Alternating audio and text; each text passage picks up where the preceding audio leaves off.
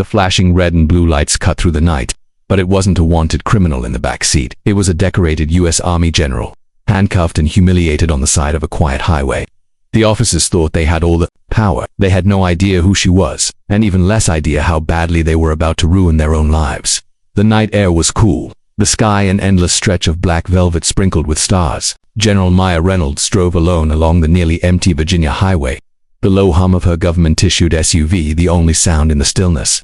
It had been a long day at the Pentagon, the kind of day that drained not just the body but the soul. The meeting she'd just left was one of the most sensitive briefings she'd attended in months, full of tense debates, classified documents, and the kind of decisions that shaped the course of national security. Her mind was still processing it all when the sudden flash of red and blue lights erupted behind her. She glanced into the rearview mirror, frowning. There had been no sudden lane changes, no speeding, nothing that would justify being pulled over. Still, her training taught her to remain calm and follow procedure.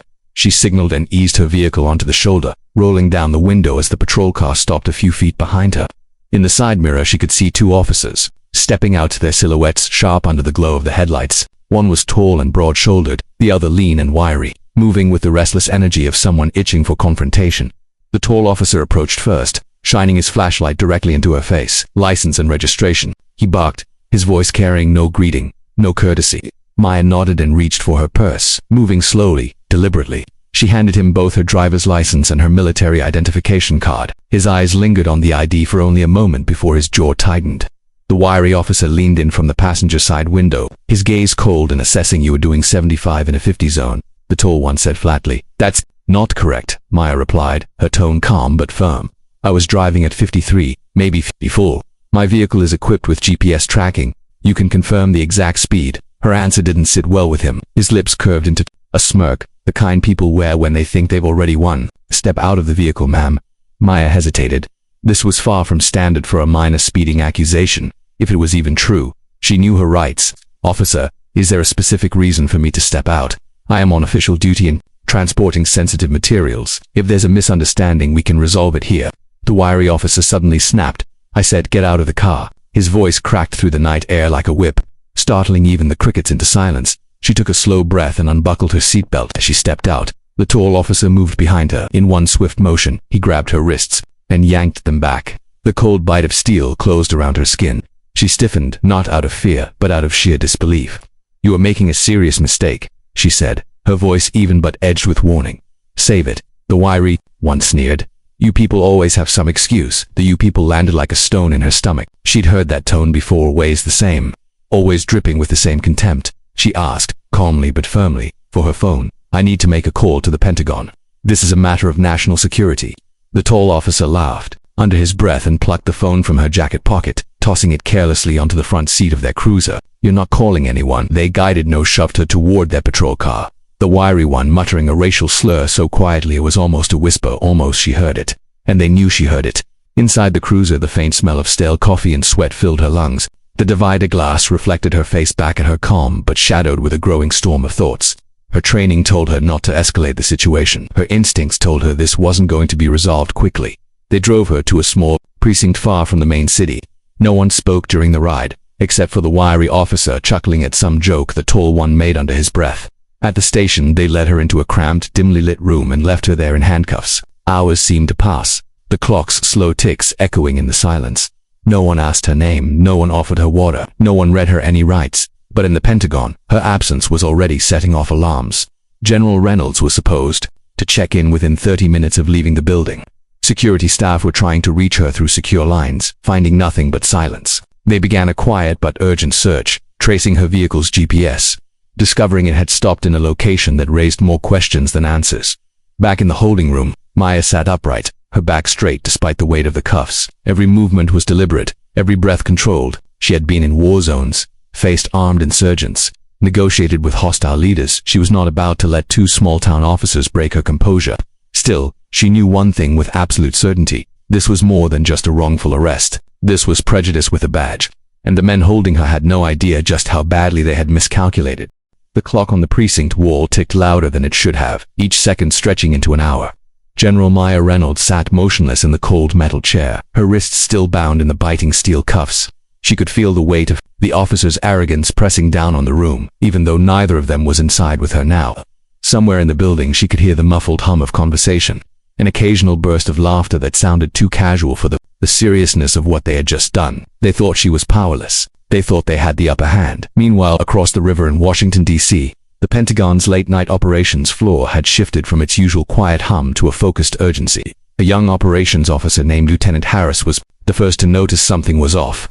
General Reynolds had not checked in as scheduled. He had worked under her long enough to know she was never late, never careless, and never silent. He tried her secure line, no answer. He tried her personal line, still nothing. His stomach tightened. He picked up the phone and called his superior. Within minutes, the matter had escalated to the office of the Joint Chiefs. In a glass-walled conference room, a small group of senior officers gathered, their expressions growing darker with each passing update. The GPS signal from Reynolds' vehicle placed her in a small-town police precinct nearly 30 miles off her expected route. No authorized stop was logged. No security notification had been made.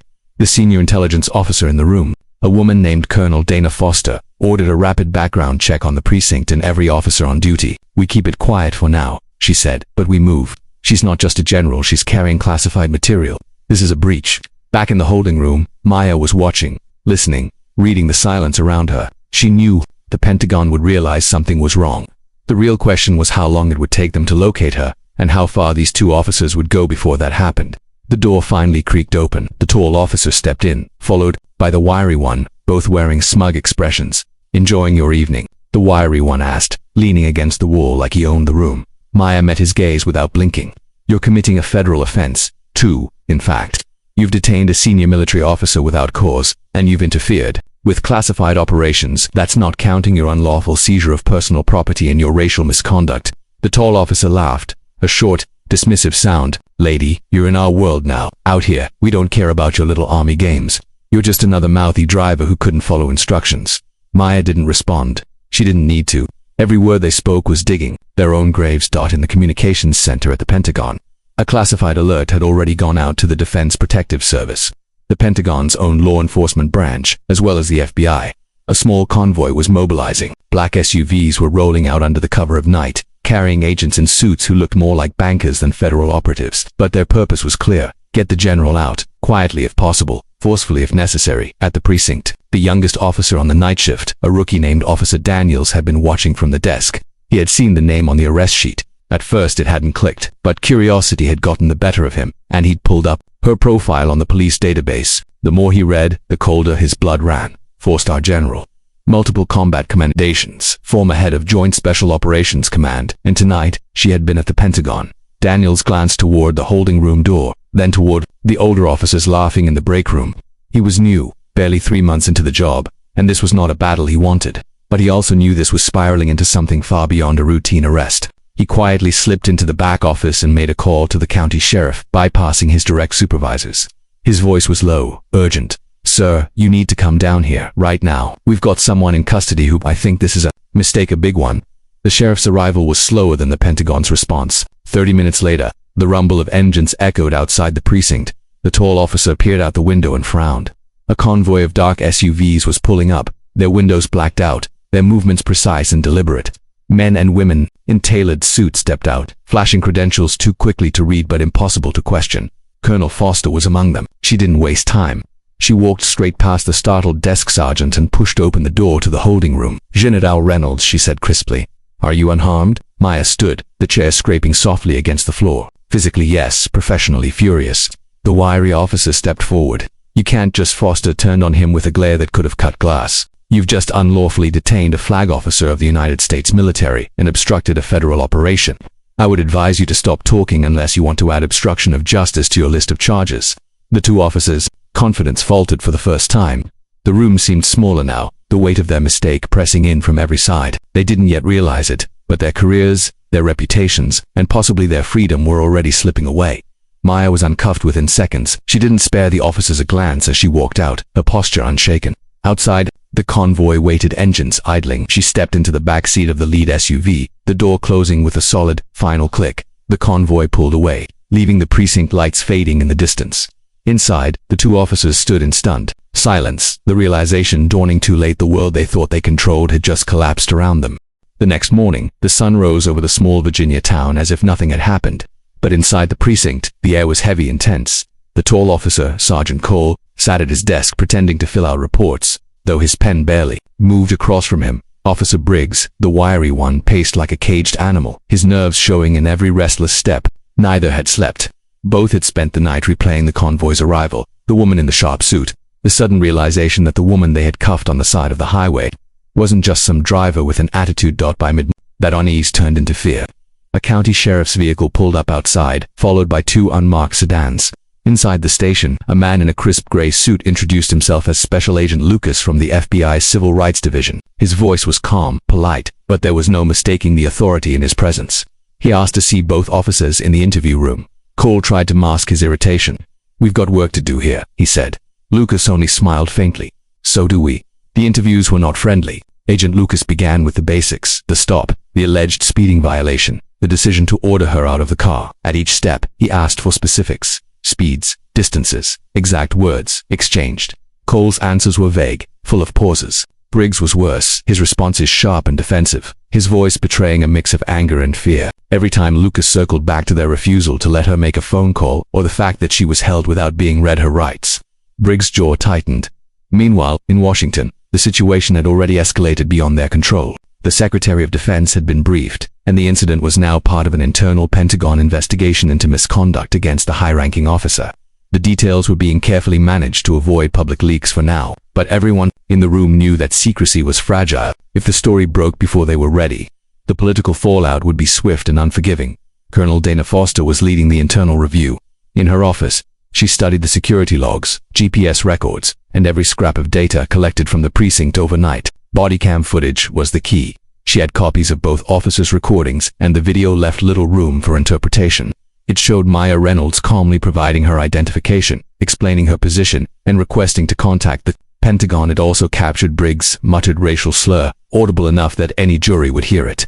It caught Cole's smirk when he confiscated her phone. It recorded everything. Foster knew they had an airtight case, but she also knew this was bigger than two men abusing their authority. This was about systemic patterns, the kind that reached beyond a single night's actions. She had already called in the Department of Justice to coordinate charges: federal civil rights violations, unlawful detention, abuse of power, interference. With a military operation, she intended to make an example out of them. In the small-town precinct, word was spreading fast. Officer Daniels, the rookie, kept his head down, but he couldn't ignore the tension building. The sheriff had already pulled him aside earlier that morning, wanting his version of events. Daniels didn't lie. He told the truth, every word. He'd heard every action he'd seen. He left nothing out, not even the racial remark. It wasn't about loyalty to the general. It was about loyalty to the badge he wore. By midday, Cole and Briggs had been formally placed on administrative leave pending the investigation. Their badges and service weapons were taken, their access to police databases revoked. Cole slammed his locker shut hard enough to rattle the hinges. "This is a witch hunt," he muttered. Briggs just stared at the floor, his mind clearly racing through the possible consequences. But the real storm was still gathering. That afternoon, the story leaked. It started with a brief post on a military blog, hinting that a high-ranking officer had been detained without cause by local police. Within hours, mainstream outlets had picked it up. By evening, Maya Reynolds' name was trending nationwide. Photos of her in full dress uniform filled news broadcasts, her career accomplishments listed alongside, damning reports of what had happened on that highway. Public reaction was immediate and fierce. Social media lit up with outrage, veterans groups issued statements of support, and civil rights organizations began calling for the immediate termination and prosecution of the officers involved. On talk shows and news panels, commentators debated whether this was a case of racial profiling, abuse of power, or both. Few seemed to think it was anything less than criminal. In her quiet apartment, Maya watched the coverage without emotion. She wasn't seeking fame, and she didn't want the attention, but she understood its value. Public scrutiny meant accountability. It meant there was no hiding for Cole and Briggs, no backroom deal that would quietly sweep the matter away. She had already given her statement to the Pentagon, and she had agreed to testify if the case went to trial. That night, in the dim kitchen of his home, Cole sat alone at the table, staring at the unopened beer in front of him. He had been in law enforcement for nearly 15 years, but this was different. This wasn't a complaint that could be buried in paperwork or dismissed as a misunderstanding. This was federal. Briggs, on the other hand, was on the phone with a lawyer, his voice low and tense. "They've got everything on tape," he said, his words cracking under the weight of them. The machine was already in motion, and nothing could stop it now. The investigation was no longer just about what happened that night. It was about what they represented. And as both men lay awake in their beds, staring at the ceiling, the same truth gnawed at them from the inside. Their lives, as they had known them, were already over. 2 months later, the small-town precinct that had once been the scene of quiet routine was now infamous. The name of the town had become shorthand in news cycles for racial profiling and abuse of authority. And Cole and Briggs were no longer just officers on leave. They were defendants in a high-profile federal case. Outside the U.S. District Court in Alexandria, cameras lined the sidewalks. Reporters jostling for position, their microphones ready to capture every word. Inside, the air buzzed with the kind of tension that only comes when careers, reputations, and futures hang in the balance. General Maya Reynolds walked into the courtroom flanked by Pentagon security. She was in full-dress uniform, her medals gleaming under the harsh fluorescent lights. Every step was measured, her posture unshakable. The moment she entered, conversations hushed. The sight of her carried weight, not just for the jury but for the dozens of veterans and active duty service members who had come to show support. The prosecution wasted no time laying out the case. Assistant U.S. Attorney Rachel Kim spoke with surgical precision, presenting the body cam footage to the jury. The grainy images flickered on the courtroom monitor. Maya's calm compliance. Cold smirk as he took her phone. Briggs muttered slur. The sound was clear enough to leave no room for denial. Gasps rippled through the courtroom. Even the judge's expression hardened slightly. When it was her turn to testify, Maya approached the witness stand with the same composure she had carried through battlefield briefings. She recounted the events of that night without embellishment. Her voice was steady, but the words cut deep. She spoke of the cold metal biting into her wrists, the calculated refusal to let her call the Pentagon, the quiet venom of prejudice in the officer's words. She described not just the humiliation, but the danger, the classified materials in her possession, the risk to national security. General Reynolds. Rachel Kim asked, "How would you describe the impact of this incident, not just on you, but on the institution you serve?" Maya met the juror's eyes. "Power is a responsibility, not a weapon," she said. "When law enforcement abuses that power, they don't just harm the individual in front of them, they weaken the trust of the entire nation. That trust is not easily repaired." Cole's defense attorney tried to paint the incident as a misunderstanding, arguing that the officers had acted out of procedural caution and had not realized her rank, but the body cam footage undermined every attempt at sympathy. The racial slur, the refusal to follow protocol, the smug disregard for her authority. Briggs' attorney fared no better. The defense's cross-examinations only served to highlight their client's arrogance and inconsistencies. Outside the courtroom, the story had taken on a life of its own. Congress had taken notice, and within weeks of the trial's start, Maya was invited to testify before a House Committee on Policing and Military Relations. The committee room was packed, television cameras broadcasting every word live to the nation. Lawmakers from both sides of the aisle listened intently as she described not just her own experience, but the pattern it fit into, a pattern of profiling, of unchecked authority, of the dangerous intersection between prejudice and power. "I had the rank, the resources, and the visibility to fight this," she told the committee, "but countless Americans do not. If this can happen to me, what happens to those without a uniform, without a title, without a voice?" Her testimony became a rallying point. Civil rights organizations used her words in campaigns. Military advocacy groups stood beside her, calling for reforms to ensure no active duty service member could be unlawfully detained while on official duty. Even some law enforcement leaders, wary of the public backlash, admitted the need for stronger oversight. Back in the courtroom, the trial reached its climax. The jury deliberated for less than a day. When they returned, the verdict was swift: guilty on all counts, federal civil rights violations, unlawful detention, abuse of authority, interference with a military operation. The judge's sentence was harsh prison time, the permanent loss of their law enforcement certifications, and a federal record that would follow them for life. The verdict sent a message far beyond the walls of that courtroom.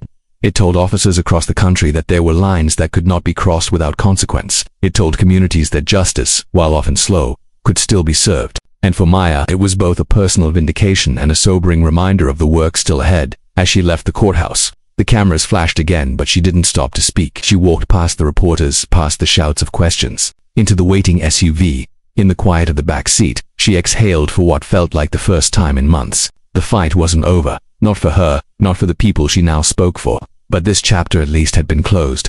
That evening, as news anchors across the country recapped the trial and its significance, Maya prepared for her next appearance, a speech at a national conference on policing reform. She knew her words carried weight now, and she intended to use them because, for all the medals she had earned on the battlefield, she understood that this, the fight for justice at home, might be the most important mission of her life. 6 months after the verdict, the ripples from that night on the highway were still spreading. General Maya Reynolds had returned to her duties, but her life was no longer the same. She was no longer just a military leader. She had become a national figure in the conversation on law enforcement accountability.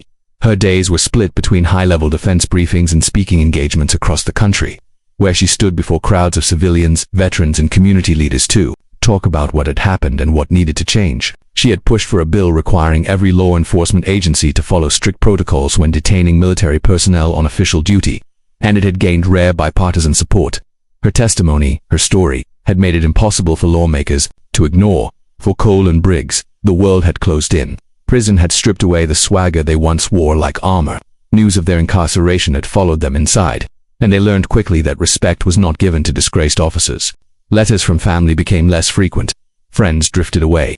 They had once been men in control, able to bend situations to their will. Now they were just names on a roster, numbers in a system, living with the consequences they had believed would never come. The small town where it all began had been forced to reckon with its image. The precinct had undergone a leadership overhaul, with the sheriff implementing mandatory bias training and strict compliance policies. The rookie, Officer Daniels, had stayed on. He was young, but he carried the weight of that night with him, using it as a constant reminder to treat every citizen, uniform or not, with respect. Maya never spoke the officers' names again in public. To her, this was never about personal vengeance. It was about the principle that no one, no matter their badge or their rank, was above the law. Privately, she sometimes thought about that night, the flash of red and blue in her mirror, the cold bite of the cuffs, the way they looked at her as if she were invisible. But she refused to let those memories harden her heart.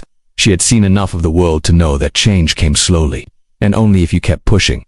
One evening, as she stood on the stage of a veterans fundraiser, the crowd rose to its feet. Before she had spoken a word, she looked out at the sea of faces, young soldiers, aging veterans, families holding small flags, and felt a quiet certainty. She hadn't asked for this role, but she had accepted it, because sometimes the battles you don't choose are the ones that matter most. When she finally spoke, her voice was calm, resolute. I've led troops into combat, and I've seen what happens when power is abused. Whether on foreign soil or our own streets, the fight is the same. Justice is not a privilege, it's a right. And as long as I have a voice, I'll make sure no one forgets that. The applause was long and unbroken, but Maya only smiled faintly. She knew this wasn't the end. Change was a mission with no finish line. But as she stepped down from the stage and into the crowd, she knew one thing with absolute certainty. The night they tried to silence her had become the night. She found a louder voice than ever before. If this story moved you, hit like, drop a comment, and share it to spread the message. Don't forget to subscribe to The Black Struggle for more powerful true stories.